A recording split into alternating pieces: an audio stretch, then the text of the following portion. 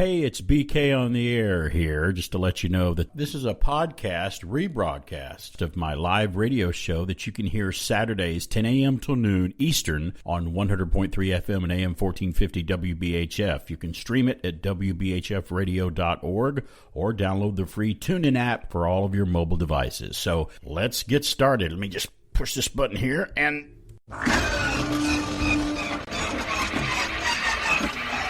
Okay. All right. Let's try this again. Here we go. The following has been rated PG by the motion picture industry's rating system. Parents may consider that some of the programmed content may be unsuitable for children. Parental guidance is therefore suggested. As God is my witness, I thought turkeys could fly.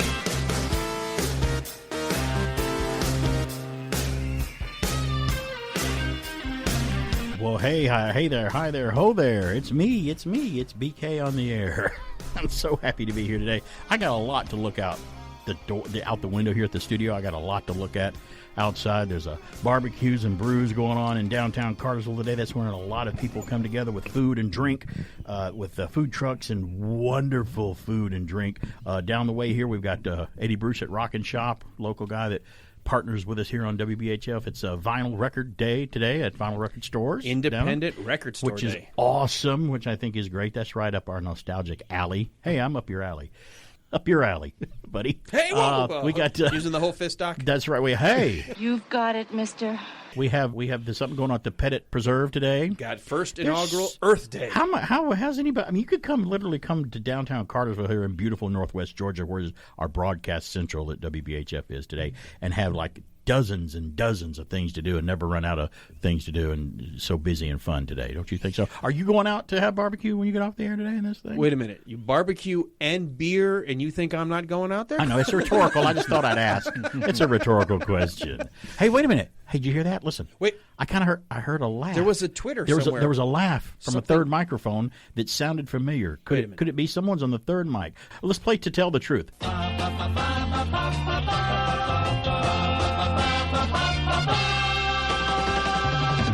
Number one, what is your name, please? Michael Clark. There we go. There was even a pause. That dramatic pause scared the crap out of me. I'm like, why isn't he saying anything? Well, no, because I was shocked that's what you said. No. Hey, you've been on the show. You know that shocking things are on its way. Oh, no, I know. Well, it's been a couple years. There's a little. It has been. Mike Clark is here with me. He was on with me for years over at another radio station that we can talk about. It's gone. WYXC here in Cartersville, an old radio show. BK on the radio was the show name over there. Right. We were on at nighttime. Could get away with a lot more at night. And you were here at WBHF for a few years too, so we had a good time. But you were in town today. You got a couple of things to do in Cartersville today, and we talked last night. And we were talking like, hey, if you're going to be in Cartersville, come on by and hang out. And here you are. Yep, I'm excited. Well, except the board. Yeah, the board is all squeaky and cool. Yes, and it's like we have a new Starship. It's like a black, shiny sports car that still doesn't always work right sometimes. So, remember when we were talking about cars last night, and I said, hey, watch out with the European cars, because European cars are built for performance, and they're fast, and they handle great. But they don't always last very long. They're very disposable. They're nice. They're vehicles. They're built for awesomeness. I would have thought the more appropriate line is when he said, you were built to do amazing things. And he's like, yes, but not to last. Which basically means the same thing. Yeah. Not to last. He's like, I want more life. Yes. I was about to go there, and you're like, no. Do you really think I should swear? So we're going to have a lot of good fun today. I got a lot of movie news. Nothing's changed. All of Mike's here. Everything's. We all still like the same thing. Now Mike and I today can discuss maybe without spoilers, because Mr. Sanders has not seen the finale to anything yet. Picard. He hasn't seen any of Picard season 3 or any of it yet. Season 3 is awesome. So it's great. We can talk about the Mandalorian without too many spoilers or whatever. The season finale. We'll get that in later. But I've got so much movie news. When we come back from a break, we'll hear from Pat McCormack and the Golden Rage of TV. And today he didn't send me a spot, but I'm gonna play his underdog spot since it's Saturday and that's a cartoon. Okay. So we'll hear from Pat, an underdog, and Pat will appear on the show today after the 11 o'clock hour. He's going to call in. He attended the Turner Classic Movie Film Festival in California last weekend. Mm-hmm. When they Nice. went, was playing Turner TCM movies and stuff, meeting celebrities and hosts on Turner Classic Movies, and he'll fill us in on that and tell us all what happened. I'm sure we'll look forward to that. So we'll have him on live later on today, and plus we'll do our own little goofy stuff that we do on the air here that you used to do, but you're here today. That You're- too sure hasn't changed. You're going to slide right back into it with no problem. You're already there. Like a see. comfortable slipper. That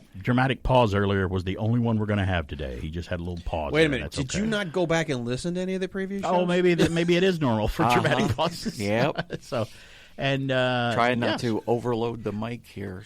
What do we have? Well, you don't want to ever do that. We don't overload you, Mike. Yes, especially in my current condition. That should be your bumper sticker. Do Don't we have overload an the mic. EMS on standby just in case? I know CPR. Well, yeah. I mean, I could do that, and it's changed over the years. You have to stay current with CPR. Yeah. Right. Staying Yeah, alive. it's Bee Gees. Yeah, but there's no breaths anymore, so we don't have to kiss him. We don't have to do that. There's Well, no breaths dang. anymore. We don't do that unless you just want to. That's fine. What did Iron Man say at the end of the first Avengers film when he passed out and the Hulk went? What the hell? What just happened? Please tell me nobody kissed me. I was late here. It's like, why would they do that, Tony? Oh, speaking of that, I got some Avengers Endgame news on this day in history coming up today. So I've got so much. Look at this stack of papers here. We're going to talk about Carol Burnett's 90th birthday coming to NBC. I can't believe Carol Burnett's 90 years old and she's celebrating it with a special. That's awesome. One of the major. Remember drift your minds back to the old days when there were really only 3 networks. ABC, CBS, and NBC. And some would say 4, PBS, but I'm like, PBS never counted. So, but even though they were there. Not back in the 70s. Now they're just a bona fide network like everybody else and that has programming. One of them had their 75th anniversary this week. Been on the air 75 years, one of the networks. I got that story coming up. And MIT pulled apart 1,000 Oreo cookies in an experiment this week.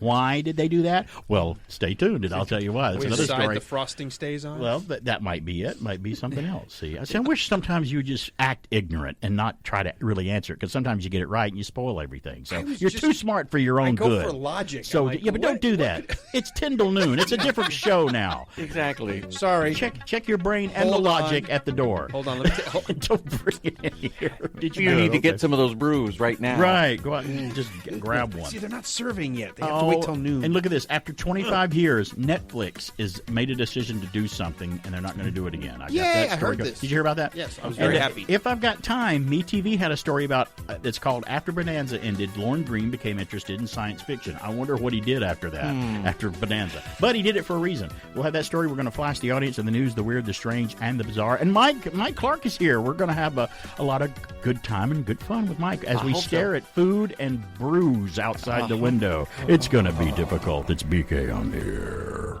After these messages, we'll be right back. I'm Earl Shive. I'll paint any car for just $99.95.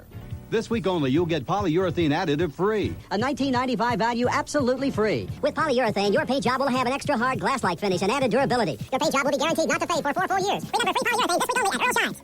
Right. I'll paint any car for just $99.95. You mean you have an Atari video game system, but not Atari Missile Command? Well, then you must have Defender. Great game. Or a challenge like Star Raiders. What about Yar's Revenge? Well, you gotta have Berserk, right? And Atari Space Invaders, a classic. You don't? Come on. An Atari system without those games? That's like having a stereo with no hit records.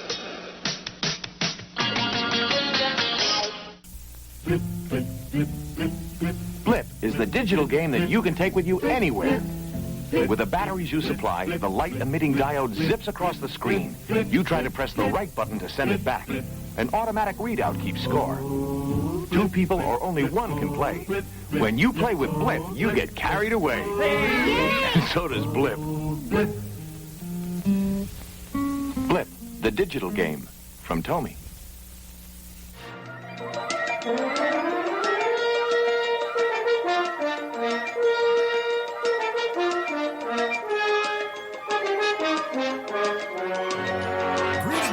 Listen TV fans, Underdog ran from 1963 to 72 with 124 episodes. And being one of TV Guide's 50 greatest cartoon characters of all time, just where did he come from? Created by a New York ad man for the kids' cereal giant General Mills, Underdog was the brainchild of William Watts Biggers, who went by the nickname Buck.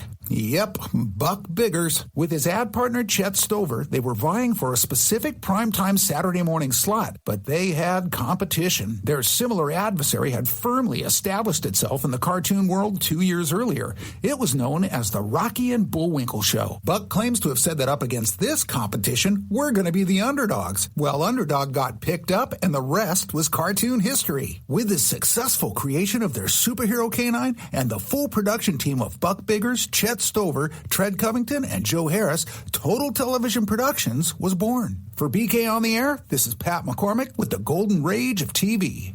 There's no need to fear. Underdog is here. When it comes to shows about movies and comic books, heroes and crazy news, I tune into BK on the Air from 10 to noon Saturdays.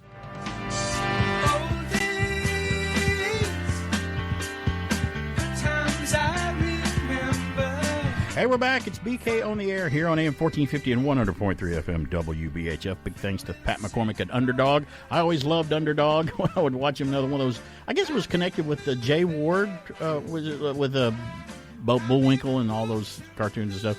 And they did advise once that they took Underdog's powers and compared him once to Superman. And Underdog was more powerful than Superman. He could have beat Superman in a fight. It was just a what-if type thing.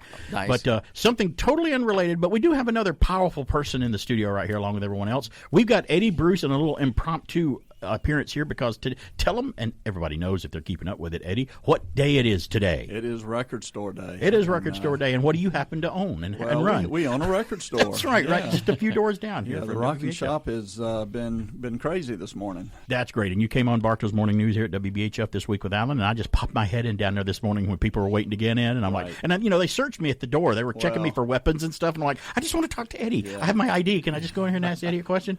And you've got a big crowd that was waiting about Probably, it today. Over 60 people in line when we opened. Awesome. The Taylor Swift release, of course, was one of the big draws.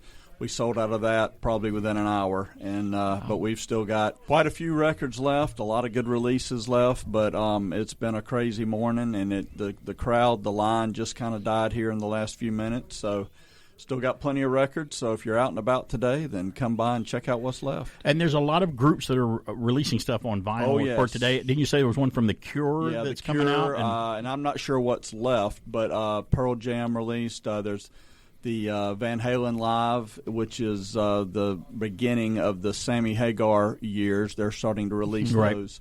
So we got plenty of those left. I think the Grateful Dead's gone, but a lot of great releases still down there. And like I said, we've been crazy and just now catching our breath. But well, good. I mean, that's a good problem to have. Very too busy and too many people. It does our nostalgic hearts good to know that there are still vinyl records being released. And could I say this though? Because I saw somebody post this on social media and said they posted a picture of a record album from the 70s, and they're like, let's just make it clear. Back in the day, we didn't even know we didn't even say vinyl. We said record. It's a record. And we know it's made out of vinyl, but that's what they call it today, and that's just the different thing that you call it. So that's great. And I want to thank you because I guess one day last year I came by to visit. I always coming down there to hang out with you guys and say hi and check in.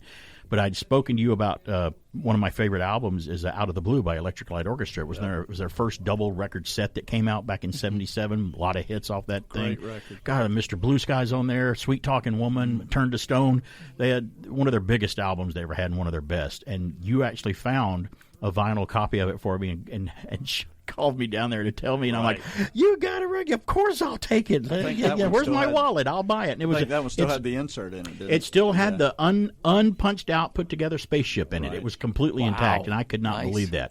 And I'm so glad. And I'm keeping that thing in the plastic on the shelf now. Now my wife says, "Where are you going to put that?" I'm like, "In the living room on the bookcase with all your other books and stuff." She's like, "Really?" I'm like, "Yes, I'm putting it there," and it's there. It's that album. I think some of the the unknown tracks are some of the best tracks on the there's record. not a bad song on it's the a album, great and that's record. the album that turned me on to them. Everybody has that first album they bought by somebody that kind of hooked them, right? And that was the one for me. And it was back in a day, in a time in the 70s when the Clash and the Sex Pistols were starting up, and that melody type rock was kind of going out, and all this new wave punk stuff was coming in. But ELO didn't do that. They're like, we're going to stay the harmony, nice Mr. Blue Sky sounding stuff, and keep doing that, and they did. Always heard that the Beatles would have sounded like ELO at some point if they had kept going. That was probably the sound they were headed towards. And what's funny is that quote comes from one of the Beatles. Right. It's not just someone said it. They're That's like, right. if we'd have continued on, we would have sounded like that. Listen to Mr. Blue Sky. It sounds kind of like a Beatles song in a way, and Jeff Lynne kind of became the fifth Beatle when he started producing all the Beatles unreleased tracks when they came out. So wouldn't that be great to idolize somebody for years and then finally start working with them? Awesome. That would be that would be great. That's like if Mike here were to, I don't know, maybe you're doing a community theater play in town, and as kind of a, I don't know, as kind of a charity thing, Mark Hamill wanted to appear in it with you. Yep. And you would be, first you'd have to go, give me a moment, I need to go change my clothes. Yep. And then come back. So you would like that. So I would very much. It would be nice. I forget all my lines. Eddie Bruce, remind everybody about your hours today and what's going on. Yeah, and we're here everything. today till 6. Of course, the downtown, barbecue and brews is going on all day, so just come on down. We're here till 6. Like I said, we still got plenty of record store day releases, and then, of course, all the goodies that we normally have in stock, and we'd love to see everybody come by and see us. Anybody that says there's nothing to do in Cartersville today has no idea what they're talking about. That's the truth. Lots to do. And I have no idea why when a train comes through downtown Cartersville, Yeah. I think they turn the volume up on the horn. They're like, believe we're going to Cartersville and there's a radio station. Turn the horn up louder. And I think they And hit that's it what they more do. often than not. So. But I know they got to blow the horn. But that's great. Fantastic. I love also the way you guys and Southern Cove cross the universe streams in your commercials, by the way, because you compliment each other. That's the greatest. That was fun. Who cares, about superhero movies crossing over into each other's movies? You guys do it here with your own commercials, and I think that's a marketing genius. That. I love that. That was fun. Well, Eddie, always a pleasure having you in here. Everybody, check out Rock and Shop today. He'll be down there, and he could take care of you. Eddie can take care of you with music and memorabilia and anything else you want. That's fantastic. Awesome. Thanks for having Eddie. me. I appreciate it, buddy. Cool. Well, there you go. Eddie Bruce on the air here, coming in. I told him to come down here when you got a chance, and he got a chance. So that's awesome. That's cool. So I'm going to walk down there after the show. I'm going to broaden your mind a lot today about stuff you might not know about here. Let me broaden your mind. In fact, gentlemen, let's broaden our minds. Lawrence? Well, yeah, we're going to broaden your mind today and have a lot of fun. So let's talk about it before we get to the movie talk. We just had Pat McCormick and we had Eddie Bruce in here. Thanks to him for coming in. I always said Eddie Bruce sounds like a superhero name. Yes, it's like does. Bruce Wayne, Peter Parker, Clark Kent, Eddie Bruce. He sounds like he could be an alter ego. You've got it of a always superhero. wrong. He's affiliated with Iron Maiden. He's Eddie the Monster and Bruce Dickinson, the lead singer. It's Eddie Bruce. Okay. Well, I didn't go that route because I don't think that way. Because you don't think of Iron Maiden. No, you I don't. always think ELO. There's only one group in the entire that's world. Not That's true. the the Beatles. That's not true. The Beatles. I like a lot of groups. I just didn't get into that hard metal stuff that you guys listen to. He likes Dave Edmunds. Wait a minute. Don't say that. Alan doesn't even know who that is. Now you're really messing up. He has no idea who. Now, if I played him a Dave Edmunds song, he'll go, "Oh, okay, that one hit That Wonder guy. Guy." But he had a lot of hits. But I just never. The Velvet Fog. But you like Dave Edmunds because he had some songs on one of the Porky's soundtracks. He did. You knew some from something other than that. So that's cool. Man, but talk see, about the leapfrog. But with us all together, we have all of music covered. We have the We other do ones have a that you pretty don't good listen gamut. to. We have them all together. I mean, hard rock. This is about as hard as I get is AC/DC. I mean, Okay. that's about as hard rock. And I love AC/DC, but that's about How does as hard it with feel rock that that's now I get. considered just classic rock? I know. Yeah. What does that tell you? That's who I like the hardest thing It's that I sad. like. So, Very yeah. sad. If you like this, here are some other songs that you might find in the Wait, classic that's rock classic era. rock? Whitesnake? Give it. Motley Crue? Give it. When did that become classic just rock? give it 10 more years. Because their fans are aging quickly. Just give it 10 more years. 10 more years, it'll say AC/DC, easy listening. Want easy listening? Listen to AC/DC. No. Your adult standards. No. It's going to happen. Well, hey, if it's adult standards, we'll be able to play them here. We'll take the feed and have AC/DC on this station. So, yeah, vinyl records, man. Did you have? Do you remember? Anybody remember the first vinyl record that they bought when they were a kid or they got? I remember two that I obtained. Now, my parents had vinyl records already. They had Fats Domino and Elvis and a lot of the stuff that I'd listened to. But I think Johnny Horton. I think the Ballad of the Green Berets. That's right. Well, I think the first vinyl record that I remember. No, Johnny Horton is the Battle of New Orleans. Yeah. Oh, that's right. Well, I knew it was a battle. Yeah. It was just the wrong North area. to Alaska. 1814, we took a little trip. Yeah. Well, Mighty Mississippi. There you I think go. Love that song. I think the first record that I remember having that I played the heck out of was the Star Wars soundtrack. Hey, and I got it from a friend of mine. You remember I told you this? The first album I ever remember buying was for my dad, but for Christmas we bought the double album of the Star Wars score. That's the I one got had. Star Wars as well, but it was one of those other Mike got people a knockoff. doing in it. The I got knockoff it album? This is a knockoff. Yep. I later got the double album. The orchestra that Mike had, and he still has it. Had He played it for kazoos. me. Well, not kazoos, but instead of a 100-piece orchestra, it was about a 19-piece 19. orchestra, I think. It wasn't quite as big. Speaking on the air. Stand by. We'll be back. And now, these messages. Ooh, I love this song.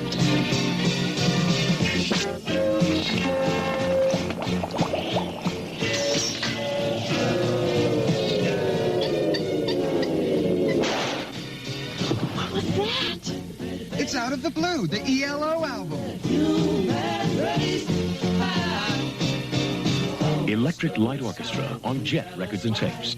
Distributed by CBS Records.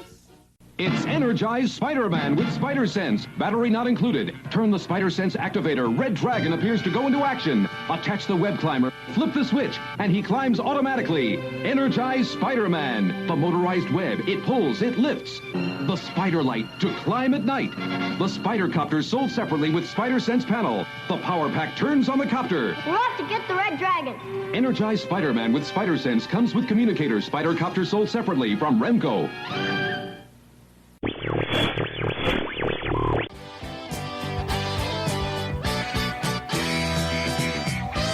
Hey, we're back. It's BK on the air here, having a wonderful time as usual. We're chock full of nuts again here today on the radio, like we used to be. But Mike Clark is in here with us today, enjoying a good time for a couple hours up to the noon hour.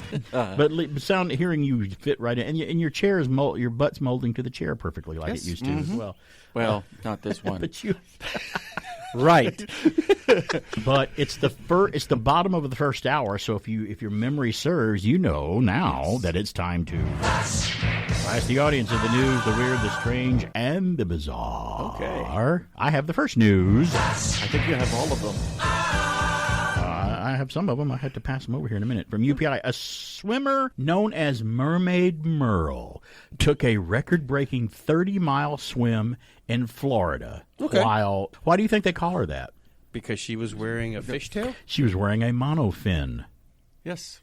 Merle Levan, who earned the nicknames Mermaid Merle and Eco Mermaid for her swims to promote ocean conservation, swam 30 miles in Miami's Biscayne Bay while wearing a monofin, a swimming fin resembling a mermaid's tail.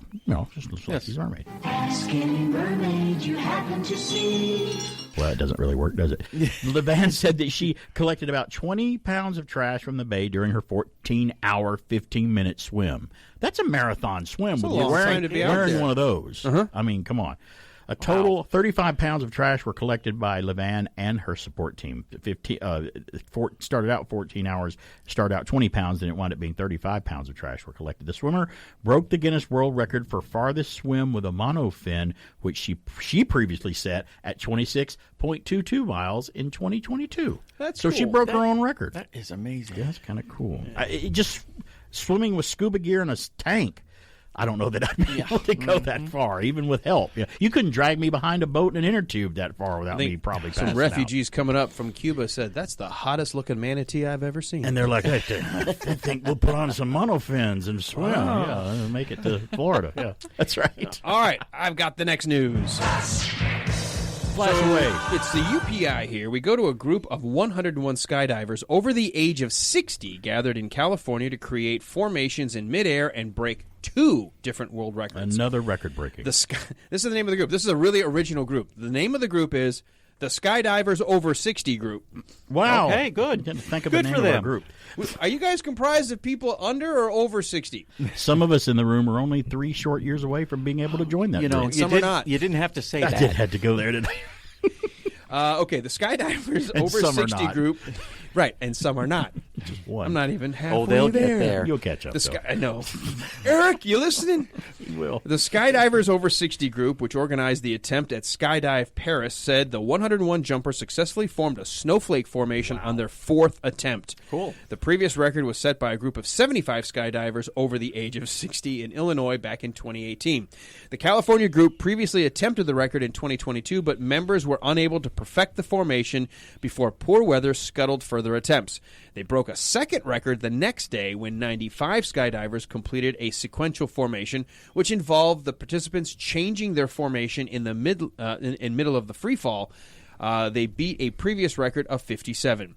Dan Brodsky Chenfield, organizer of the skydiving team, said records from the event are being submitted to Guinness World Records for official certification. When I hear older people doing stuff, except that one lady that was 80 years old that bicycled the Grand Canyon or something like that. I don't know what it was. How about that 90-year-old that Yeah. did a weightlifting competition? Free weight. I'm like, you're Yeah. 90. You shouldn't lift a book. I'm nowhere near 90 and still don't think I could really probably get into that or do that. I do a and deadlift. the weights are more than you weigh. Yeah. I do a deadlift every time I get up from a chair. Uh-huh. It's lifting me up. Yep. I got the next news. Again from UKI. A comic book fan in Ireland amassed a record-breaking collection of 2,250 items related to his favorite Marvel character. Does everybody in here in this room, in the studio right now, is familiar with Marvel characters? Want to take a stab at which one it was that he from Ireland collected from Marvel? Mike, you were first. Give us a guess. Well, Don't think too hard. No, I was going to say Captain America. Captain America. No, good guess. That's a Marvel character. Alan? I mean, it's just a shot in the dark. You can guess any of them. No, not Loki. Is it Banshee? No, not Because Banshee. I think he was Irish. It is Deadpool. I got places to be, a face to fix, and bad guys to kill. Of course. Gareth Peter Fellini. Why of course? I'm curious. How's that tied into Ireland? I don't know. He doesn't. He's just in Ireland. Well, you said of course. I was like, what did I miss? Because he's so popular. Well, there's a rumor that Deadpool's parents are from Ireland, so we'll go with that, right? I'm making it up. A South African living in Ireland converted his storage space in Clogan into a man cave that filled his collection of 2,250 pieces of memorabilia related to the anti-hero Deadpool. I would love, and they did it in the comic book a couple times, but I would really love to see a movie where Deadpool encounters Captain America the way they are. I would love to see that. Oh, yeah. Team up and stuff. That would be so conflicting and fun. His shrine to the costumed mercenary was certified by Guinness World Records as the largest collection of Deadpool memorabilia. That's wild. Deadpool, a.k.a. Wade Wilson. And I think we have somebody here in Cartersville that's named Wade Wilson. There's so many popular names up here in this town. There's Sam J. Jordan Flash Gordon Church right up the road here. Sam Jordan Church. There's a realtor named not Jordan, Sam Jones. Sam Jones. That's right, Sam Jones, because that's the name. You of were the thinking actor. Flash Gordon, and you combined Gordon and Jones. I did what and you did do. what I do. I did what you do. There's a realtor in town up here named Cindy Williams, like from Laverne and Shirley. Yep. Then we got Wade Wilson that does something here in Cartersville. And I'm sure I could find a couple more if I looked. Deadpool, as we know, is Wade Wilson, who was created by Fabian Nicieza and Rob Liefeld from Marvel in December 1980 issue of Marvel Comics. That's when they invented Deadpool's in 1980 was, I guess, his first appearance, according to this, in the New Mutants comic book. Now, the character was introduced to a wider audience thanks to the 2016 film Deadpool, which we're all big fans of, starring Ryan Reynolds. He was born to play Deadpool. As the character Merc with a mouth, they call him. Yep. Fahilio and Reynolds have opened an invitation to tour his collection, by the way. You come and get to see his collection of Deadpool memorabilia. The Superfans collection include comic books, action figures, statues, posters, other pieces of memorabilia. He said the collection is, of course, still growing as we speak. Collections are always growing. Yeah, unless they're shrinking, which mine did. A lot of people do that too. Mine is doing that now. They actually sometimes shrink, and you keep what you want. Well, now I know how hoarders feel. I am encouraged. You heard Disney gave the green light to an R-rated Deadpool 3. Yeah, it's already in production with Hugh Jackman as Wolverine. So we're going to have a good time, Let's hopefully. hope they can still keep it together the way the first two were. Because I like the first two. Let's hope they keep everything going the way Marvel's been going lately, and we'll get into that later, too. Have you heard about pre-sales for Guardians 3? I heard, and I have no idea why that's going on. Is it because of their running record lately, I guess? I don't know. It has to be. Did you also hear that the Marvels trailer, which was released, was the least viewed trailer in history from Marvel? Most down-thumbed whatever I'm of like, any trailer. Wow. Yep. Yeah. And I'll admit, I watched the trailer, and it didn't really do much for me either. So And the response is, well, it's just because people are so hateful. No, that's it why. could be Yes, that you're that's putting out garbage. But Could no, be. why would you use that again, as the answer? We haven't seen it yet, so you're right. Yeah. All right, let's get back on track. I've got the next news. There we are. Sorry, I had a hiccup.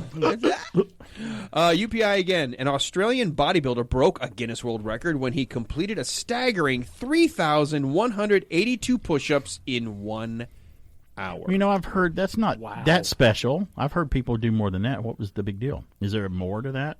Amateur. 3,182 No, push-ups that's pretty good. in but, an hour? Yeah, but I've heard All right. higher records. Well, Lucas Helmke, age 33 of Brisbane, completed I guess the L is missing. Completed instead of an average of over 53 push-ups per minute to break the record for most push-ups in 1 hour. Helmke bested the previous record of 3,182 set by fellow Australian Daniel Scally in April of 2022. Helmke said he trained for nearly 3 years before taking on the record at the underground powerlifting gym. The athlete told Guinness he wanted the record attempt to inspire a 1-year-old son and show him nothing is impossible. Oh, you know, I saw a picture of him on YouTube doing it. He did it on his fingertips. He was holding himself up, I think, on his fingers. That is ridiculously hard. That is amazing. That's astounding. It's BK on there. We're going to take a break. We got more news flashes coming up, but we're going to take a break, and we'll be right back. We'll return after these messages. Pure Power from K-Tel is hot off the charts. 20 fantastic hits. Original stars. ELO. It's a living thing. England Dan and John Ford Coley. That's forever without you. Gary Wright. Alice Cooper. War. Elvin Bishop. Boss Gag. And Kiss. You'll be a hard luck woman. Blue Oyster Cult. Brass Construction, ABBA, Silver Convention, Diana Ross, and Wild Cherry. Kenny Nolan. I like Doobie Brothers. It's Pure Power. 20 super hits, $6.99 from K-Tel. Tape cassette, $7.99. Easy glue, strong enough to hold this man suspended in midair. Bonds almost anything.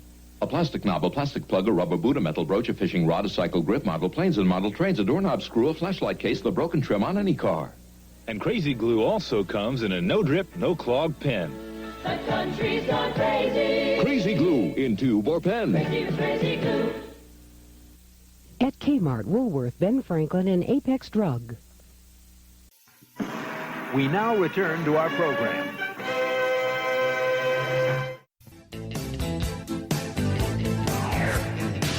It's okay if you don't understand what he's talking about. He probably doesn't either.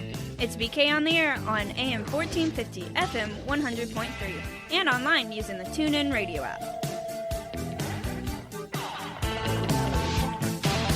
Hey, we're back. BK on the air here, looking at a busy outside the window here. People are waving. People are getting everything ready for the barbecue and brews down here in downtown Cartersville. I know. Do you know what it's going to smell like walking out that front door, just floating through downtown? It'll be like in the cartoons. The smell waves will just float. I just like like an Underdog episode. Yeah. It's going to smell a whole lot better than the bathroom did last weekend when you went back there and had to take a break. Yeah. Well, that was a couple of weekends ago. Was it? That was on the last podcast that I had. Hold on. Well, we're not taking a break. No, yes. One of us is. You didn't say anything. You were just out the door. You were just gone. I had to do all the news flashes. I thought Alan was having a problem like at home or something. Somebody called you on the phone or something, and you had to walk. It was a problem, but it wasn't regarding. the phone, no, it was a borderline emergency. I have the last news. emergency. This is not UPI. This is from NPR. Oh. So here we go. Oh. Scientists have recently uncovered the ultrasonic sounds of distressed plants drifting through the air. Researchers positioned 2 microphones by tomato and tobacco plants that were varyingly cut, dehydrated, and well-maintained as controls. The researchers then used machine learning to identify the types of distress each plant was experiencing with a roughly 70% accuracy rate. The sounds are out of the range of hearing for most humans, though within the range for small, hyperlocal critters like mice and moths. So, mice and moths can hear plants. They should have done it when they mowed the lawns. Yeah. Well, they'd have a lot of mice and moths to listen to it. And here's another one. Researchers at the Georgia Institute of Technology, that's Georgia Tech, by the way, if you don't know, if you're local, and the Ohio State University are calling robots out on calling them on their bluff, examining what happens when robots intentionally lie to humans. As more AI systems enable human-robot interaction, that's HRI, by the way, that's the acronym, the field of robot deception is in need of more research. In their paper, Lying About Lying, Examining Trust Repair Strategies, as Bugs Bunny says, after robot deception and high stakes, HRI. Boy, it's a long title. Mm-hmm. Yes. Researchers use a creative approach to measure they measure how humans navigate robot deception and how trust can be repaired after a robot issues a text-based apology. So there, we ended with 2 interesting little stories there on our news flash from NPR. I got to tell you, it's a bit scary. We've had sci-fi stories like this, but Terminator's gonna come the fact true. that you've got people researching how do you deal with a robot lying to you? Yes. By your command, imperious leader. Norman, listen very closely. I am lying, as Harry Mudd would say in Star Trek. And it drove Norman crazy. It blew him up. And here's the other thing that's the problem with all of this. Your AI systems can only learn from whatever you give it access to. So that means you're automatically going to have a bias if human beings are choosing what you're going to give it access to. Yeah, still, yeah. Which means you're going to teach certain AI to specifically lie. Yeah, take that and factor it in with the people that have discovered dinosaur DNA already and are thinking about making dinosaurs. We are going to pretty much take ourselves out and haven't paid attention to any of the movies we've watched at all. None of them. None of them. None of them seen Jurassic Park? 2001, Jurassic Park. Come on, Arthur C. Clarke and how about just Terminator? Crichton. Michael Crichton, yeah. Michael Crichton. You know, the AI and then the dinosaurs. We've already been shown what's going to happen if we do this. So wait a minute. What if they combine the two? What if it becomes a DNA spliced robot AI dinosaur together? Then we've really had it. So a mecha dinosaur. Right. That's got some DNA in it, too. Pretty soon it's going to be so Transformers. It's a hybrid. Oh, yeah. It's a hybrid. So we're going to have the Transformer dinosaurs. We're in our 50s now. I think we probably don't have much to worry about. We'll be probably gone at that point. Or maybe we'll be the first victims of it. I think we're going to be the first victims. Hey, look, there's a dinosaur coming toward me. Oh, well. Got me. Gen Xers were the first wave gone. I'm so sorry. They thought they could actually fight these things. Yeah, they watched too many Chuck Norris movies. That was the wrong movies for them to watch. They should have watched the other films. Like a plasma rifle in the 30-watt range. Only what you see here, pal. So, yeah. Oh, that's so cool. I was so glad we had Eddie Bruce in here earlier from the Rockin' Shop. And if you live near a vinyl record store in your neighborhood, go check them out because they're popping up everywhere. They're all over the United States. And it's not. And people say, "Well, that's a step backwards. I don't want a record. I want digital music." I'm like, "Well, that's not the point.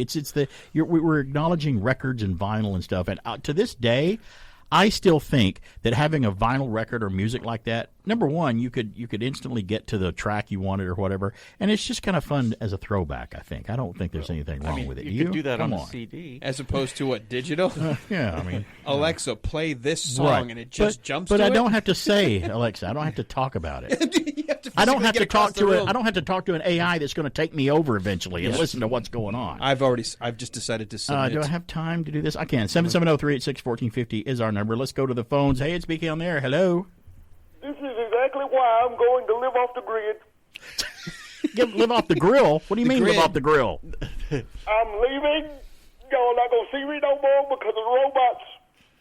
Okay, well, that's all right. That's all right. You can do that. Eric, they'll know to go for the slow people first. So Yes. yeah, careful. I think it's too late. I think it's too late, Eric. Don't forget, I'm in an electric wheelchair. Yeah, I know you put new pipes on it a few months ago, but how that's long still does that charge last? Yeah, your charge is going to run out for long, buddy. Yeah, I'm going away. Going away. It's Eric. Other than that, Eric, how you doing? It's a loaded question. Other than you harassing me this whole week about my age, I'm fine. I did not harass you. No one's harassing you. I didn't harass you. When's the last time you had your teeth checked? I was just stating fact. What? Hello? Hard of hearing? Hello? Hello? Is your hearing aid up? Got to talk. You're on the radio. I don't like you two. Hello, Commander Clark. Well, there's a long time no talk. You two. Yeah. You two. Mm-hmm. Yes. Yeah. Yeah. That's the name of a group. I know. You too. Talk about vinyl records. Eric, it's nice for you to join our club. Look at your bearded geezer. Bearded geezer. I got you when you turn 60. Eric does videos on his YouTube channel. If you haven't seen them, he does videos where he's using like these nunchucks and ninja weapons and stuff. And I noticed on Eric's video, and I told him the other day, I said, Eric, you're getting a little snow on the roof. Grecian formula's your friend, sir. I'm like, what's going on with that? Or is it the way the lighting is in the video? I don't know. Or, no, just for men. Yes. Just for men. Just for men. You can use just for men. Yep. Get that spray stuff. Just order it. Order it online. That comes in discrete packages. Y'all gonna pay for this. We're going to pay for it. Okay. All right. Because I've got to get back in your bad graces, too. Thanks, Eric. We love you. Yep. Well, I'm sorry. Eric, it happens. He's going to grow old like we are. He's behind us, but he's going to catch up. He really is. The fact that the dawning revelation for the last few weeks has hit him that he is officially now growing older is the most, that's the most important part for my show, listening. Yes. I love that. But he did add something to our list last weekend that we did. Remember we were doing the shows that's All in the Family spun off from? He did. And I forgot to mention 704 Hauser, the show that John Amos was in. He brought it up and reminded me of that. So I do agree that I do like that he did that. So thank you, Eric. I know you're out there listening to the show, and I know it's painful, but thank you for being out there. Coming up to the top of the hour here, and I don't have time to do it, but after the top of the hour we come back, we're supposed to have scheduled Pat McCormack of the Golden Rage of TV. He's got a new season getting ready to start on his Golden Rage of TV specials that he does on YouTube and his own channel, and he'll talk about that. He'll also fill us in on he got to go to the Turner Classic Movie Film Festival out in California. So cool. And I'm sure he had a great time. They got to see a lot of movies. And he'll fill us in on what happened and stuff. And he's 4 hours behind us in California, so I made it as late today, or 3 hours behind, I guess. I was thinking Hawaii. I guess is Hawaii a different one than California? As far as I know, the U.S. only has 3 time zones. 3 hours. Okay, see, he's here for a reason, and that's one of the reasons right there that he kept me straight, because I completely forgot that. So he's going to come on. I made it a little easier. He's 3 hours behind us. Thank you, Alan. And he'll talk about it. All the way from the left coast. I've got a lot of movie news that I'm going to talk about. Some old movies coming out in the theater and some newer releases. Now, I don't have every new movie listed on here, just some of them that fit the template of this show. I'm not going to tell you about the latest romantic comedy coming out with Sandra Bullock. I'm not going to mention that. You can look that up yourselves if you want. But I'm going to tell you about a lot of other movies. Some that I care about, some not so much, and a couple of classic ones, 3 of them that'll make us happy. Introducing that king of fun, the one who's okay with us kids, the Magic Burger King! In person? Yay! I'm the marvelous magical Burger King. I can do most anything. Now watch me, kids, when I twist my ring like magic. We're at Burger King! Is my Magic Burger King? I'm the marvelous magical Burger King. I can do most anything. I love magic and food that's fun. So I'll make a burger disappear, make it come back here. Turn apples into pies right before your eyes. Turn onions into rain, as we can see. Put a shiver in the shake. It's easy for me. I'm the marvelous magical Burger King. I can do most anything. I love magic and food that's fun. So you got fun for everyone. Burger King, yay! In the valley of the jolly, ho, ho, ho, Green Giant. Every year at the Valley Fair, they judge Green Giant Niblets corn against all comers, and Niblets corn always wins the green ribbon. The judge explains, an ordinary can of corn has lots of water. To keep his Niblets corn crisper, the Giant gives you just as much corn, but almost no water. Then it's vacuum packed. Niblets brand corn is the Giant's own special kind, grown to be sweeter. For the crispest, freshest tasting corn, try Green Giant Niblets corn. The Giant's green beans win first prize, too. They're crisp, young beans, sliced at an angle for more fresh bean flavor. Try Kitchen Slice brand, diagonal cut green beans. Good things from the garden, garden in the valley, valley of the jolly. Ho, ho, ho. Green Giant. Here's something even more fun than a valley fair. A soft, huggable Green Giant rag doll. He's 16 inches tall by the ruler, about a good squeeze wide, and you can have him for your very own. Just save 3 labels or frozen package fronts from you-know-who's vegetables and mail with 50 cents and your name and address to Green Giant, Le Sueur, Minnesota. Details are in this week's TV guide or Sunday comics. Send for your Green Giant rag doll today. Oh, you bastards! Why are you torturing me like this? Why? Stand by to receive our transmission. Hey, look out, we're back. It's BK on the air here on AM 1450 and 100.3 FM WBHF. I have got so much movie news coming up like you wouldn't believe. I got a whole page of older and newer movies that are going to be released coming out. You can see some older films on the big screen. And we always like that. All of us in the studio right now love that type of stuff, especially when at the height of lockdown, and Alan and I talked about this, at the height of the COVID lockdown in our homes, where we're going to stay in our homes, and I didn't stay. I went out. So we were able to go see movies at the theater. Our local theater were playing films, older films. We got to see Raiders of the Lost Ark, Empire Strikes Back. You, Alan, got to see Jaws on the screen for the first time. It was so fun. It's like $5. And you bought a movie ticket, and it was great. Now, the reason I say that is I've got some upcoming movies that are going to come out, and we're going over the schedule here in just a few minutes. But right now on the line, live from California, is Pat McCormack with the Golden Rage of TV. He did something last weekend, and he wants to say hi and fill everybody in. Hello, Pat. Man, I got to say, it's great to hear the dynamic trio back together again. The dynamic trio. We brought the band back. Yeah, Guys, I wanted to mention, Barry, I hear there's talk on the horizon of a new Retro Palooza stream coming up. Oh, that's right. You and I and Thrash Pondo and Dave Sudstrom are all going to get together and do another live YouTube video with billions of, well, not really billions, but a lot of people logged on, typing their live messages and stuff, and listen to us pontificate and talk about stuff that we love that are retroly close to our heart. That's cool. I'm up for it. Speaking of that and retro and stuff, you got to do something last weekend. Tell everybody where you got to go and what you got to do and who you got to meet. I got to go spend altogether too much time in a movie theater. I don't know if I ever want to go to a movie ever again. I just don't want to. Oh, no. It's like eating that fast food and you love it unless you work there. Right. If you can OD on movie, we OD'd on movie. Oh, but, wow. Yeah. It was the Turner Classic Movie Film Festival in the center of downtown Hollywood. Wow. Nice. That's awesome. Were you at you were at the Chinese Theater, were you? Oh, yeah. As a matter of fact. Oh, the old Gromer's Chinese Theater. Yeah. The film festival was spread out in multiple theaters around the area. So basically, you just picked whichever movie you wanted to see, and you took a stroll and stood in line for not too long. They had it really well coordinated, I must say. It wasn't like there were people trampling each other to get into these films, but, they are fans, so it's close to that. Good. Tell us some of the people that you ran into and you got to meet down there. Well, the first film we went and saw was Hairspray, the non-musical version, and sitting right next to us was Ricky Lake and Sherry Belafonte. Okay, there's two. All right. But Ricky Lake, was like, there she is. She's the star of this. And I forgot how good that original version was, how funny it was. And so that was at the Roosevelt Hotel where we were staying. And so the nostalgia and the feeling of just old Hollywood and all of that was it was magical. And, you get to meet them, and they're all just sweet people.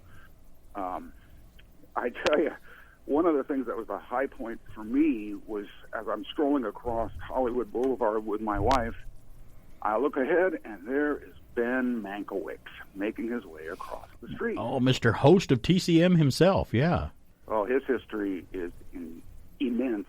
but his talent, doing what he does, and believe me, I know what he does, and it is spectacular how good he is at it. And I just had to stop him right in the middle of Hollywood Boulevard. We had like 10 seconds left to get across the street, but I had to just tell him how great he was. Yeah, and now when they re-release those older films, when TCM will do one in the theater, it's always him introducing it at the beginning, and he's really great at what he does.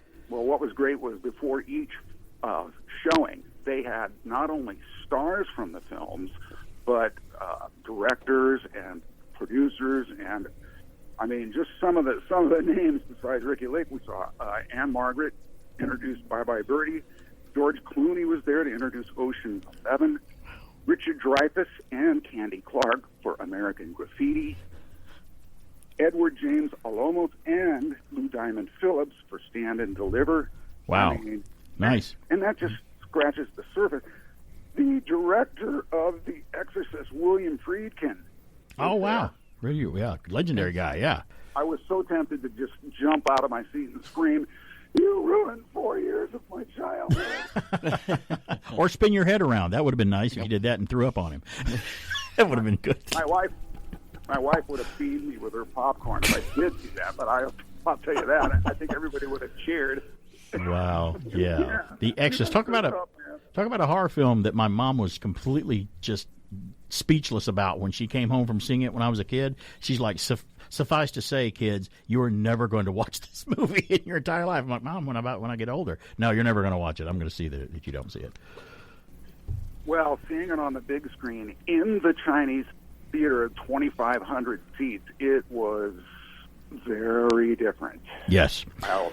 And I don't know if you heard earlier when we were talking about the big screen movies when we got to see them during the COVID lockdown. There is a difference when you see the films on the big screen after watching some of them on video or DVD on your TV for so long. Case in point, Mike Clark and I went to see an anniversary showing of Jaws at the Fox Theater in Atlanta, and it was on a huge screen at the Fox in Atlanta. And this theater was virtually sold out for a movie at the time was 40 years old. I think that was the anniversary for it. And when we were watching it, some people were screaming like they'd only seen it for the first time, or it was still scary. And we noticed so many details, like in Chief Brody's kitchen and on the boat at the end, we could see like things hanging on the wall that you never noticed because it's blown up so big in front of you. There is, and Pat, you'll agree with me, there's something great about seeing an old movie on the big screen because you do see it again like you used to see it, and you forgot about how big it was. True, and I'll tell you, just seeing Richard Dreyfuss 20 feet away, you're thinking, well, he's there to introduce American Graffiti, but right. Jaws, Close Encounter, holy yeah. smokes. Oh, yeah, and it was great. Well, wonderful time. Awesome. Well, I'm glad you got to come on and tell us about it. Now, to the uninitiated that don't know who you are and are maybe only listening for the first time, tell everybody what you do and where it's out there, where they can hear you, and what you got coming up on the new season. Oh, I do what BK does. I remember the classics, and mainly in the realm of television, of which there is much. And that's both as a trivia, retro TV trivia, which you guys hear on this very show, and I expanded it to a podcast, which I call Retro TV Radio, and that's all because Alan said I need to do it or he's going to fly out here and kick my butt after taking me out for a beer.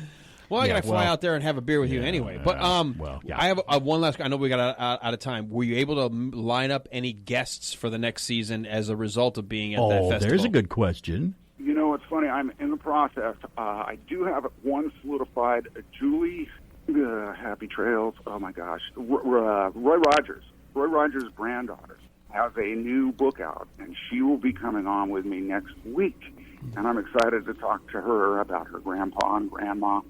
And that's all I have set up right now. So I'm actually still kind of digging around. I have Jerry Mathers and the lovely Hank Garrett and Kathy Garver going to bat for me right now. Kathy Garver from Family Affair. All right, we're coming up on a break, Pat. So the YouTube channel, Golden Rage of TV, that's where you mainly find Pat, right, Pat? That is right. And here you'll hear him every Saturday here with BK on the air. I'm so glad to have you aboard, buddy, and stay in contact. I will talk to you again soon, my brother. Thanks, Barry. Okay, bye, guys. Bye-bye. So glad when him and I started this partnership of him recording these segments here. Check out his YouTube channel, and we will have, yes, a Retro Palooza, as we call it, get-together where we're all on the screen like the Brady Bunch. We're all in these little squares talking at the same time live on YouTube videos, and people are watching us talk about and reminisce, whatever. Don't know what the subject is coming up, but I bet you it'll be something retro. But we're going to take a break now. We'll have more retro stuff for you and having fun here on BK on the Air. We're going to return, AM 1450 and 100.3 FM WBHF. This tape will self-destruct in 5 seconds. We will return after these messages. I can put the wash on the line, feed the kids, get dressed, pass out the kisses, and get to work by 5 and 9. 'Cause I'm a woman, Anjali. Give her Anjali, the 8-hour perfume for the 24-hour woman. I can bring home the bacon, Anjali. Fry it up in a pan, Anjali. And never, never, never let you forget you're a man. 'Cause I'm a woman. Anjali, the 8-hour perfume for your 24-hour woman. Easy bake, fast as you can. Mix 'em up, pour 'em in the pan. Slide 'em in, let 'em bake now. Slide 'em in, slide 'em out, easy bake. Wow! Only Kenner's Easy Bake Oven Set makes such delicious cakes, cookies, candies, brownies, pizza, pies, and biscuits. It bakes like magic with 2 ordinary light bulbs and has a special cooling chamber. Easy Bake by Kenner. Woo! This is Dr. Johnny Fever with a prescription for those Monday night blues. WKRP in Cincinnati. Tomorrow and every Monday at 8, 7 Central and Mountain. Take only as directed. This is CBS.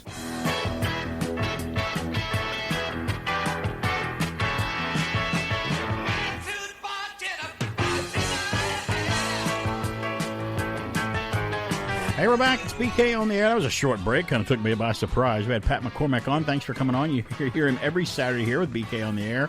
Check out his YouTube channel. I want to do a little talk about nostalgia and history. Let's do a little On This Day in History that I have right here. It's April the 22nd today, 1966. Oh, the year I was born. Me too. 1966. It's the year. On this day, the Trogs released their second single, Wild Thing, on this day, and it was I'm older than that song. In July. Yep, started topping the charts in July, but it was released on this day in history. 1969, the year my sister was born, the first human eye transplant is performed on this day in history in 69. 69. I didn't know it was that long ago. No, Maybe they got neither. better at it later. When Steve Austin had that problem, they got it perfected. 1991. Now, Alan may know this because he's really into computers, but in 1991, Intel releases their 486SX chip on this day in history. 486SX, yes. Does that mean something to you? Because it doesn't mean diddly squat to me. I don't know what that means. It was the next generation after the 386. It was a 486. The next generation. No, after that, I don't Pentium. remember, but I guess you guys are both IBMers, so you know all that stuff. 1991, Johnny Carson announced on this date that he will retire from the next year from the Tonight Show. Late Night Talk was never the same after that because Johnny Carson was the king. In 1998, in 98, this happened. Disney's Animal Kingdom opened at Walt Disney World in Orlando in 98. Okay. Why do I think it was older than that? I thought it had opened before that, but I guess, I don't know. 98 isn't exactly yesterday. Well, look who you're talking to here. Yeah. Look at who's in the That's room 25 here. years You're one of ago. us now, so yeah. Uh-huh. That just seems like yesterday to me. I know. I mean, the millennium, crazy the year is 2000 just seemed like it happened not too long ago. I took my kids to Animal Kingdom because it had only been open for a few years, and we still had a friend who worked there, a family member. Oh, really? Okay. Yeah, Marriage 1, I was able to go to Disney World a couple of times. Marriage 1.0. Marriage okay. 2. Okay. No. It's funny how you refer to it that way. Today, 2017, on this day in history, April 22nd, Erin Moran, Joni from Happy Days, passed away on this day. She was 56 years old. And on this day in history, in 2019, the Marvel film Avengers Endgame premiered on this day. This was the date that it came out in 2019. Wow, I think that may have been the apex of the MCU so far. Because we've had some since then that were good and okay, but mostly we might get into that later because I've got some other things to talk about. But Endgame, man, what about a two-parter? Originally, they were going to call it. What was the first film called? Infinity War. Right. They're going to call it Infinity War, and the second one they're going to call it Infinity War Part 2, like they did the last two Harry Potter films. But they decided to retitle it. And I think that might have been better. You put Part 2 on something, it just sounds kind of weird. So giving it its own title is fine. Yes. And Doctor Strange in the first one, Infinity War, I think actually uses the term Endgame. We're in the Endgame now, or says it in the movie, or one of them says it. So, yeah, birthdays on this date today. His birthday, American actor Eddie Albert. He's passed away in 2005. We remember him from Roman Holiday. He was Oliver in Green Acres. Green Acres. But you know, he had a Dreamscape. Dreamscape. He was the president in Dreamscape, which was a great movie. He did a TV show with Robert Wagner, though, in the late 70s called Switch. And it was about, he was an ex-con or something that Eddie Albert, who played the judge, he had sentenced him way back, but in the show Switch, they both came together and became private eyes together. And that was the whole premise of the show. It was called, so they were switching profession. Switch, they called it Switch. And they played off each other pretty good. No one remembers that show but me. It was called Switch. I don't know how long ago. Today is a very popular American television producer's birthday. He died in 2006. It's Aaron Spelling's birthday today. Wow. How many TV shows did he have his hand in? Many. Charlie's Angels, Dynasty, T.J. Hooker. Yeah. He had a lot of. He had Beverly Hills 90210. Was it Beverly Hills 90210? There you go. Yeah. Had to have a vehicle for his daughter to have a Sure, yeah. Today is a. She's long since gone. She died in 2008. But buddy, was she something else in the 50s? She was called the Queen of Pinups, and I bet Mike Clark knows who I'm talking don't about. put me on the spot. But you know who I'm talking about. Who's the Queen of Pinups in the 50s? Black and white photos of her everywhere, and she did some nude pictures too. Betty Page? Betty Page. Today is Betty Page's birthday today. Oh, wow. Yeah, she died in 2008. Today is Charlotte Ray's birthday. You guys remember her from Facts of Life. She was a comedian, singer, dancer. She died in 2018, but it's her birthday today. Great musician and guitarist Glenn Campbell. It's his birthday today. He just passed away in 2017 because he had Alzheimer's and complications to other things. And did you guys know he had his own show, the Glenn Campbell Show on NBC back in, I think, is the early 70s, late 60s? I think it was all a variety of them had a show in the but did you 70s. know that for a while he stood in as a Beach Boy with the Beach Boys for a while? I did not He's know that good of a musician. I think Brian Wilson had one of his problems and couldn't tour or something. So Brian Wilson was a Beach Boy for a little while. He was a great guitarist too, by the way. Wow. You can't you can't be untalented and be a Beach Boy because they were they were the Beach Boys. They had they were talented. Remember when John Stamos was their drummer? That's right. Didn't he step? When was that? Didn't he step in? That's there for a while? again, I think the mid '80s. John, because they did the Kokomo song. Right, and to me, that's one of my least favorite songs by them. That's without Brian Wilson. To me, if it's a Beach Boy song and Brian Wilson's not on it, I'm like, I don't like it as much because he was a big part of them. Yeah, was Brian Wilson. Well, somebody else's birthday today is. Let's see if I can get this work because I got it queued up. So there's another birthday we can celebrate today. Gotham City always brings a smile to my face. Winged freak terrorizes. Wait till they get a load of me.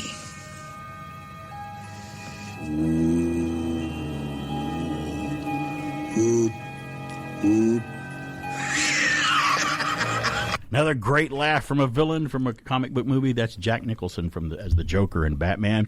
He is 86 years old today, Jack Nicholson. Now, somebody posted a photo of him. Maybe he did. I can't remember who it was, of him on his terrace of his home not too long ago. I think it was last week. And a little unrecognizable. He's getting old. I mean, 86.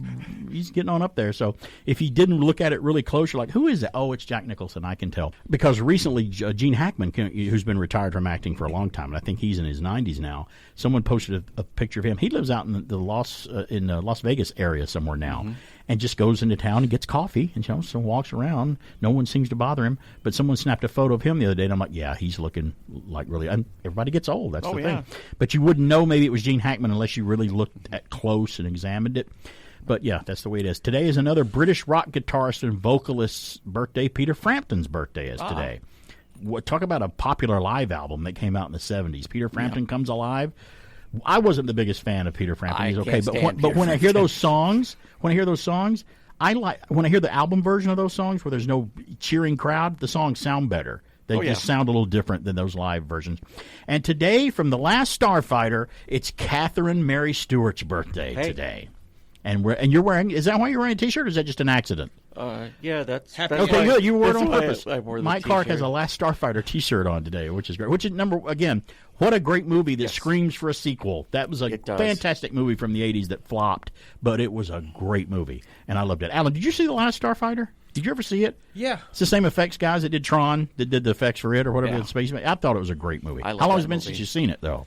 Probably a long time. Long time. So he's like, I noticed the hesitancy. Yeah, I saw it. Yeah. Way back in the 1800s, I saw it way back then. Yeah, it's good. Yeah, there's one you could visit again. I think you'd really like it. It's a fantastic movie. Today is Record Store Day. It's always someday, every day. So as we know, we were talking about it earlier with Eddie Bruce and Rockin' Shop right down the way here from WBHF. Today is also National Jelly Bean Day. Today, National Day. That's something else I never cared for. I just don't like jelly beans. I just don't like the. I'm a jelly bean racist. I don't like the black ones. You're a jelly bean racist, Michael. I don't like that gummy stuff. That anyway. Stacy won't eat the green. You know the candy dots. Yes. She won't eat the green ones. She doesn't like the green ones. They taste bad to her, so I don't know what it is about Interesting. green. National Jelly Bean Day. Today is also Earth Day. Yes. It's Earth Day. And you can go to the Pettit Environmental Preserve today for Earth Day. A lot of stuff going on out there so until many things. 5 o'clock. Or you can just go out, at least where we are today. It's a beautiful day outside. You can just go out and look up at the clear blue sky. There's a nice breeze blowing, and just scream, Happy Earth Day! There's another good way you can celebrate it. Why not just do it that way? Isn't it amazing that they've decided to set up the kids zone once again right outside our studios? It's almost like they're telling us something. Yeah. Well, they're telling us two things. Number one, they think we're all a bunch of kids in here. Number two, they don't want us to see anything. Right. Because it's blocking our view. All these inflatables now out here. It's going to be great for the kids. I didn't have this growing up. No, we didn't have I was happy with the ball pit with everyone spit all over everything at the McDonald's. I'm like, I want to go play in that. Yeah. We didn't even have that ball pit either. And no, I didn't have that either. So he's a little younger than us. No, he came in on that too. We didn't have that. We just had. Oh, you're lucky, Alan. All Mike and I had growing up was a little hoop and a stick that we could roll around in the yard all the time. That's all we had. You didn't have the Sheriff McCheeseburger and the we might. Well, no. Our parents couldn't afford the McDonald's, so they made me a homemade hamburger and told me to play in the backyard. That was it. Yeah, McDonald's land. Betted at McDonald's? That was great.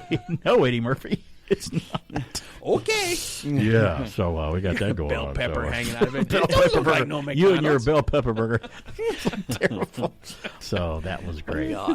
No, I've run out of time. We're coming at the bottom of the hour, but when we come back after this break, I'm going to update you on all the movies that are coming out. Summertime is about to hit. It's hitting right here in Cartersville today. It's beautiful out here. Not officially summer yet. Is that right? Yeah, It's not officially summer. No. We still got a little ways to go. It's springtime. Who knows with the weather now? It's always June, changing. isn't it? It's in June. And we'll it's always been in June. We'll hit on the summer movies and some older movies coming out. Well, I thought they changed it. Give me a break, for God's sake. Jeez, they're all over me. Isn't it winter? I mean, I quit. Oh, my God. Who the hell cares? After these messages, we'll be right back. I'd like to talk to you about good things to eat, like Swiss cheese on a crisp Ritz cracker, or a chunk of ham on a crisp Ritz cracker. Peanut butter and jelly on a crisp Ritz cracker. Everything tastes great when it sits on a Ritz. You hungry? Then have some onion dip on a crisp Ritz cracker. Good cracker. Good cracker. From Nabisco. Good cracker. Good cracker. Hi, Junk Food. What do you know, the Campbell kids?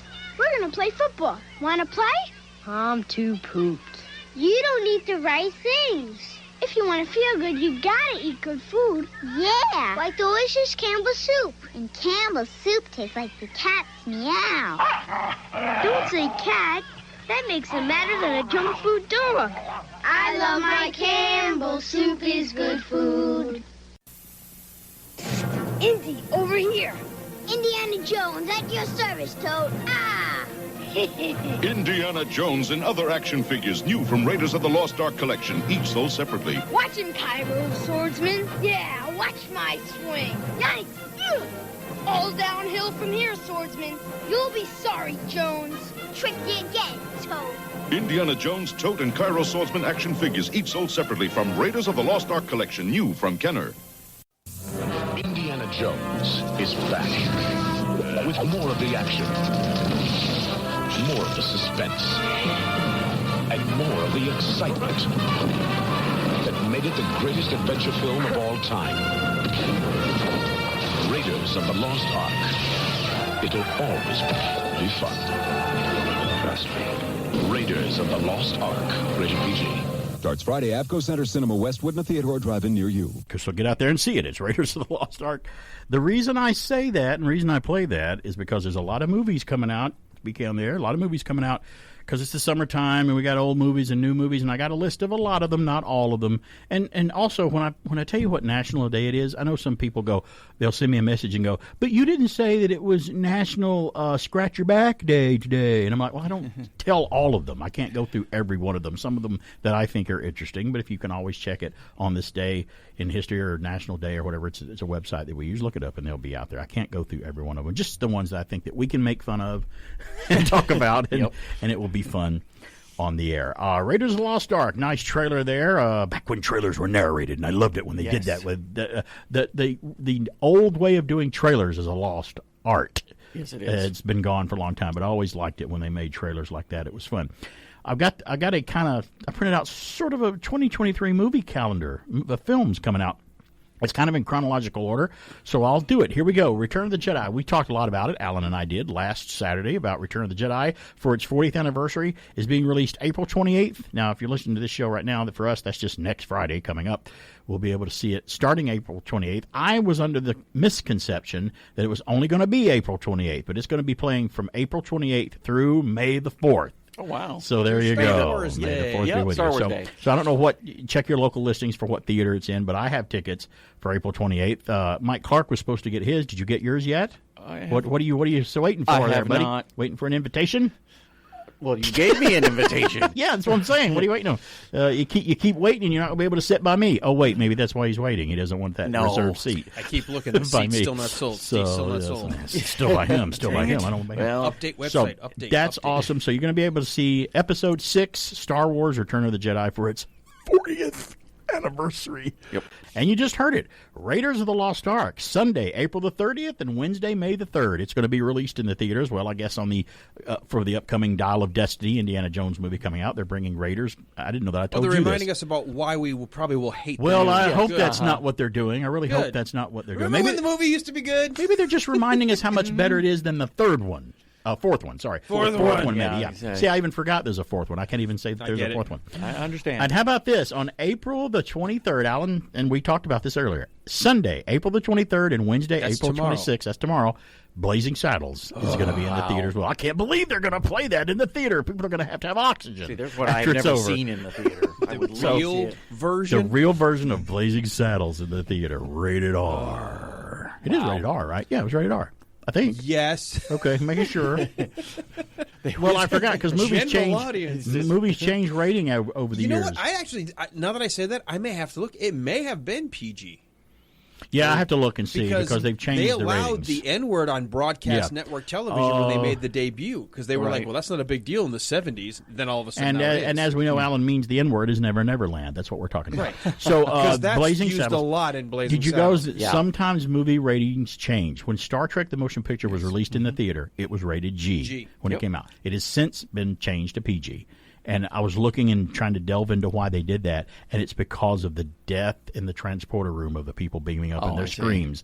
They can't. The kids wouldn't be able to handle that as easy now. We handled it okay when we were kids, but that's the way it is.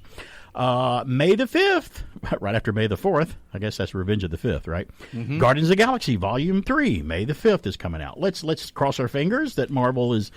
Got some sense to their stuff again, and maybe it is James Gunn still, so that gives me some hope of what's going on. So we'll see when it comes out. I'm going to go see it. So, I mean, I'm a Guardians fan, so Oh, yeah. I will be seeing it.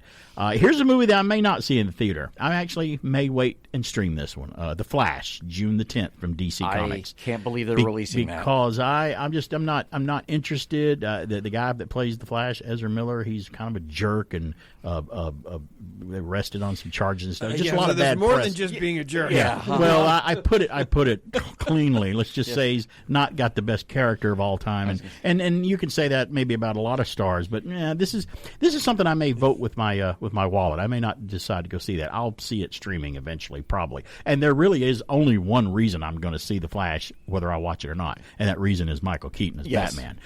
And I think that's the only reason. Did you notice they're pushing him more than Ezra Miller as the Flash? I know. When I went to see John Wick last weekend, Chapter 4. Okay. Okay final film. It's kind of the last one, let's hope. But it's kind of worn out its welcome, and I'm like, okay, the fight scenes now are just ridiculously boring now, just to go on forever. But in the lobby, you know where we used to have marquees in the lobby that you slid paper posters in. Now they're all electronic, and they come up with projected screensaver things. Well, the only Flash poster they had was a big shot of Michael Keaton as Batman, and at the bottom it just had the Flash symbol, and it had the date. And that was it. Wow. They had Michael Keaton's face on there. That's actually what they're using, I think, and hoping that will get people to see that movie. It's the only reason I want to see it. And I'm sorry, I'm a comic book fan, but I got some things that I don't like sometimes, and I'll express it. June the 30th. Talked about Raiders of the Lost Ark being released in the theater. Indiana Jones and the Dial of Destiny on June the 3rd will be released. That's the 5th Indiana Jones film. Hopefully last. Well, it is. They're saying it is the last one. Even Disney and Paramount are saying that. So we'll see. People have changed their minds before, so I don't know what's going to happen with that. But I will see it in the theater because I've seen every Indiana Jones theater movie in the theater, so I want to see it. I am an Indiana Jones fan, and all of us are too. Oh yes. He's a great character. Let's put it that way. Yeah. He's a very good character. John Williams will be there too, scoring the film at his age still, which is fantastic. So we got that to look forward to. Now, whether we'll walk out of the theater smiling or not, that remains to be seen. We'll find out. August the 18th, another DC hero film, The Blue Beetle, will be released. Another character that's interesting in the way that he originally was. The trailers make it look ridiculous because they've changed his origin, I think, in the film, or made it the later Blue Beetle or whatever. It's the current Blue Beetle. It's not the guy who's like Batman with just gadgets and stuff that he was fight crime with his little beetle ship and everything like DC used to have. I like him. It's the later one. So, I don't know. The trailer looks silly. So, don't know if I'll see that in the theater or not. December the 25th, Christmas Day, that's when DC is releasing Aquaman and the Lost Kingdom. They're actually coming out with a new Aquaman film. Okay. And people ask me, like, well, why are they doing another Aquaman film? I'm like, well, because if you check the original Aquaman, it almost made $1 billion. So it was successful for DC. And I liked Aquaman. Yeah, I thought it was really good. It was like the best DC movie doing a Marvel movie. Yeah. They were acting like it was a Marvel film, and I think that's what made it really cool. I have yet to see it. And many more. That's the only movies I have on the list. I know there's more, but I can't. I know there's a new Salem's Lot movie coming out. Stephen King, Salem's Lot. Didn't know that. Or is it Salem's Lot, or is it another one? There's a new Stephen King film. I thought there was talk about doing it finally like a legitimate versus the TV movie. Yeah. Well, they did one with Rutger Hauer, Salem's Lot, on TNT. It was more like the book, but it was a TNT movie. I don't even remember that. Is the thing? Yeah. It shows you how much it was successful. Then, if you don't remember it. But yeah, somebody let me borrow it, and I didn't think it was that great. So there was another one. Maybe it was the one with Rutger Hauer that had the guy from Wings. That's The Shining. The Shining. Oh, that's right. Yeah, The Shining was a miniseries they did with him, Steven Weber, and Rebecca De Mornay was in that. Yes.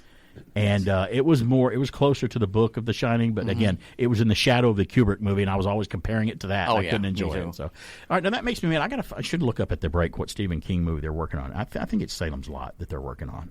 There was some classic Stephen King story a discussion about that's coming out, and they're doing a new one. Maybe it's Salem's Lot. No, I know what they are doing that, but there's another one. It's what Eric was talking about that he called about.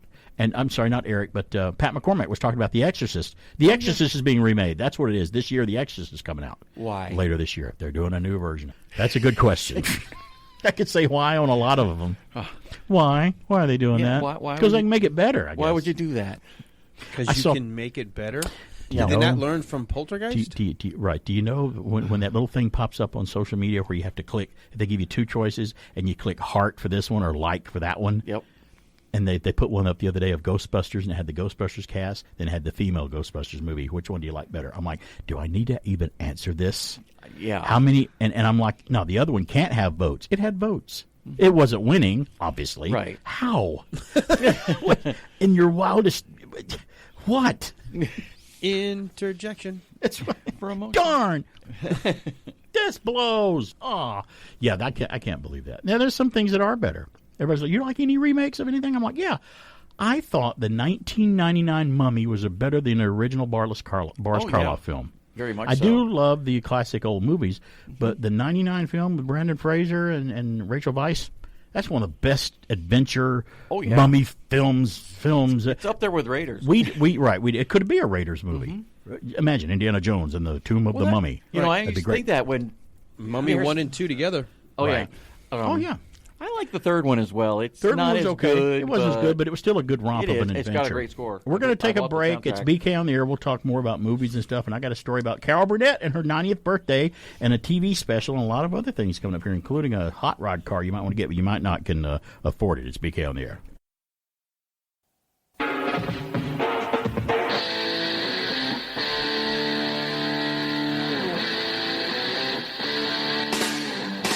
And now back to the guy who knows no limit on self-promotion. It's BK on the air. Television City in Hollywood, it's the Carol Burnett Show. With Harvey Korman.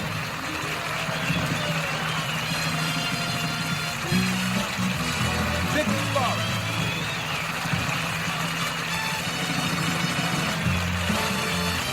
And Tim Conway. Little Carol Burnett show opening for you there. What a great show, variety show. I used to watch it as a kid growing up. One of our favorite variety shows, or just shows in general, as a kid growing up. I'm sure these guys here, their family, you guys probably watched Carol Burnett at one point or another. We watched it. This story is from the TV Insider. Carol Burnett's 90th birthday special is coming to NBC. That's not the network she was on. She was on CBS, but she's going over to NBC for this. Comedy icon Carol Burnett is getting a special 90th birthday televised celebration.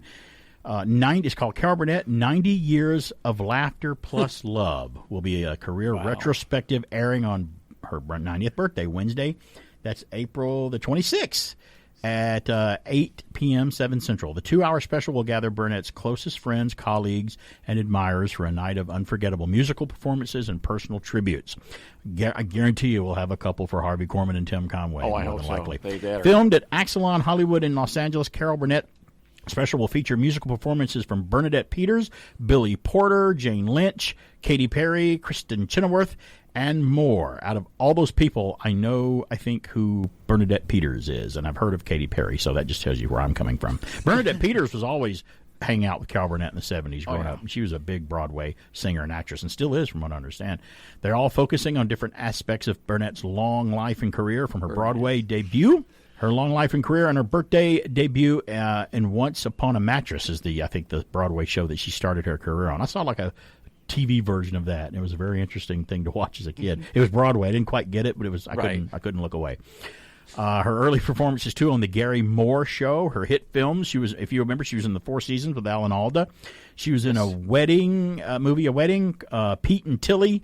And her iconic role, I remember this, is Mrs. Hannigan in Annie. Remember the TV movie, the theatrical film of Annie back in early 80s, wasn't it? 81, 82, something like that. And her acclaimed sketch comedy series, The Carol Burnett Show, which ran for 11 years on CBS and played an instrumental role in the evolution of comedy, especially on television. Performances will include Old Friends, dedicated to Carol's 60-year friendship with Julie Andrews. They're always big friends. Only an Octave Apart, which Carol sang alongside Beverly Sills, who was an opera singer in the 70s. Beverly Sills, very popular. In the 1976 television series Sills and Burnett. And Met, Carol's memorable songs from Annie, and a tribute to her classic theme song, I'm So Glad We Had This Time Together, the one she sings at the end of her show. Right. And, at the end of her show, she would, in the earlier episodes, if she had guest stars on there, as the show ended and after she got done singing the song, she'd pull out her autograph book and have them sign it for her. Oh, that's because she wanted stars' autograph, even though she was one. And, of course, she wanted their autograph. and tug her ear. That's right. Yeah, remember why we talked about that. But she's saying Thanks, to her Grandma. mom. That was her mom. Or his grandma or her mother. I can't remember. I thought it was your grandmother. It could be. Additional guests for this party include Aileen Quinn, the girl who played Annie in that movie. That's her. Amy Poehler, I guess she's in the comedian. Bill Hader, Bob Mackey, the costume designer from the Carol Burnett show. Cher, Ellen DeGeneres and Julie Andrews, Kristen Wiig, Laura Dern, Lily Tallman, Marissa Tomei, Sofia Vergara, Steve Carell, Susan Lucci, Vicki Lawrence obviously will be there, and many more. So yeah, Vicki Lawrence is on there. I wonder if they do a Mama skit. That would be nice to do another one with the Eunice. Quote, I'm so excited NBC decided to throw me a birthday party and invited all my closest friends, Burnett said in a statement. I can't wait to look back at so many wonderful moments throughout my career. I feel so lucky to share this night with everyone. That's from Carol, her quote herself. So nice. There you go. Legend. A legend. Did you know that Carol Burnett considered Jim Nabors, the guy that played Gomer Pyle, she considered him a good luck charm? Well, Jim Nabors was the brother I never had. Please, Carol. All right, Private, out of that hole on the double. Move, move, move. We were friends from 1962. Jim was always the guest on the first show of every season. I considered him my good luck charm. Well, I sure got to hand it to you, Carol. You really know how to put a show together. And I love my buddy Jim. I remember she doing a bit of a tribute to him when he passed away. She did, because she was really good friends with him, and it was a big. And he was a good singer. Oh, Jim Nabors could sing. Tremendous singer. Yes. You didn't expect that voice would come out of that golly Gomer Pyle Not a voice. bad actor for a singer. No, he wasn't, and he's from my home state. He was from Alabama. You could tell because I got relatives that sound just like him. Oh wow. Well, another network had a birthday this week, 75 years ago. ABC was the one when I was teasing it earlier. This is from Remind Magazine. And you guys have never seen Remind Magazine? It's a fantastic magazine to get a subscription to because it's very cheap. I think it's like $12 a year for like these great nostalgic things, and they just cover nostalgic television. Wow. And do they remind you of things? Yes. And it's on paper. It's a magazine. It's not digital. You don't get a digital You have to actually turn pages? You do. You actually maybe lick your finger and turn the page. Wow. Careful if they got bad ink in the corner. Yeah, that's right. Different movie. Get your Play-Doh out and your silly putty. It's been 75 years since the start of ABC. That's the American Broadcasting Company, if you didn't know what that stood for. April 19th, 1948. It first began airing on WFIL-TV in Philadelphia. It was right after World War II, then. In Philadelphia. For some reason, I thought it was sooner. Their debut show was On the Corner with host Henry Morgan. Oh, cool. Prior to the television network, ABC had been on the radio since 1943, on the radio. Now, while today, ABC is one of the top networks, it just wasn't successful at first. Things turned around when the company merged with United Paramount Theaters back in the day. Even so, they could not yet compete with CBS and NBC at the time, which had the expenses of some major live programming. One of the first shows to be successful on ABC was the Disneyland anthology series that premiered in 1954. That's one of their biggest hits. Is that the ones where they spotlighted like Davy Crockett and Disneyland anthology? It's called Disneyland. The partnership with Walt Disney was definitely a foreshadowing moment as Disney purchased ABC in 1995. That was amazing. And currently owns the network. And it helped the network not only attract more advertisers, but get more local affiliates as well. ABC also worked with Warner Brothers, which gave ABC some popular programs such as Maverick with James Garner back in the day. Mm-hmm. In the 60s, ABC aired The Flintstones and Batman, which paid off and garnered huge profits for the company and the network. They also got into telecasting sports, including the Wide World of Sports. You remember that? Yep. Mm-hmm. Things really the agony ramped. Of defeat. They really ramped up in the 70s, though, with shows like Happy Days, Laverne and Shirley, Three's Company, Charlie's Angels, The Love Boat, and Roots, the miniseries, really prepared their ratings high. That's so wild to think about. Like, that was like the heyday that really put them on the map. And they were all on ABC. That's crazy. In 1978, Battlestar Galactica premiered on ABC. Now, it was a big hit at first, but ratings kind of simmered off, and they got to where they could not continue to make Galactica because it was too expensive. Yep. They didn't think about continuing to have to do that. And build new things. And do how they continue it was really bad. Yeah, and plus they had a lawsuit from George Lucas they had to defend against and pay their lawyers. They were also the first network, ABC, to hire a woman to anchor the nightly news. Remember who it was? Barbara Walters. Oh, no, Barbara Walters. Barbara Walters was the first. Yep. Now, in more recent years, ABC has found incredible success in shows like Who Wants to Be a Millionaire, Grey's Anatomy, Lost, Desperate Housewives, and Dancing with the Stars. You know, when I list those shows there, they just don't sound quite as good as the ones I said in the 70s. I'm like, these just aren't that good. Maybe Lost and Grey's Anatomy is kind of dramatic, but those just aren't the caliber of the old movies. Yeah. Now, since ABC is owned by Disney, they tend to air a lot of Disney specials, including parades and live versions of your favorite Disney stories. We talked about that years ago because usually the made-for-TV Muppet movies would, like Muppet Treasure Island, would be on ABC, right? Yes. They'd show it on ABC and Disney, you know, and I guess they'd air it because they owned ABC. They'd air it on ABC. I think so, but it had a theatrical run first, right? But then it went on to ABC. They did special. If they did a Muppet special, it'd be on ABC or something like that. So now networks, this doesn't mean anything. I don't know why it happened, but I always, as a kid, my favorite network was CBS. And I don't know why, because it just seemed there was more shows on CBS that I watched. That's Incredible why you Hulk, liked it. Incredible Hulk, Dukes of Hazzard. My mom watched Dallas. CBS Saturday morning is usually the Saturday morning shows I watch. Yeah. Shazam, ISIS, Bugs Bunny, Roadrunner show was on CBS. Black Star. So Black Star, all those animated shows growing up. But yeah, there was only... See, that's crazy. See, kids, there's only 3 networks. Because I knew the 3 networks. I just never thought about having a favorite. I just would flip around to whatever was on. So I never thought of it as my favorite network. That wasn't until, what was it, Must-See TV that NBC had, the entire lineup for a while. They owned Thursday nights. Yeah. I was like, I guess I'm an NBC fan. But even then, that changes. Right. But the problem with growing up as a kid in the morning, you had to watch things when they were on. We couldn't record anything. We couldn't see it later. We couldn't stream it later. So if I'm watching all my favorite shows on CBS, that means I don't get to watch ABC on Saturday morning. I can only see my shows on CBS. I can't see NBC on Saturday morning. So it's wherever your favorite shows were, I guess, is what that meant. Because if I'm watching Shazam, ISIS, Bugs Bunny, that's on CBS, I can't see what's airing on ABC, like Super Friends or Arc 2. Arc 2 is CBS. Oh, it was That's CBS too. It was Okay, Filmation, yeah. Most Filmation productions were on CBS.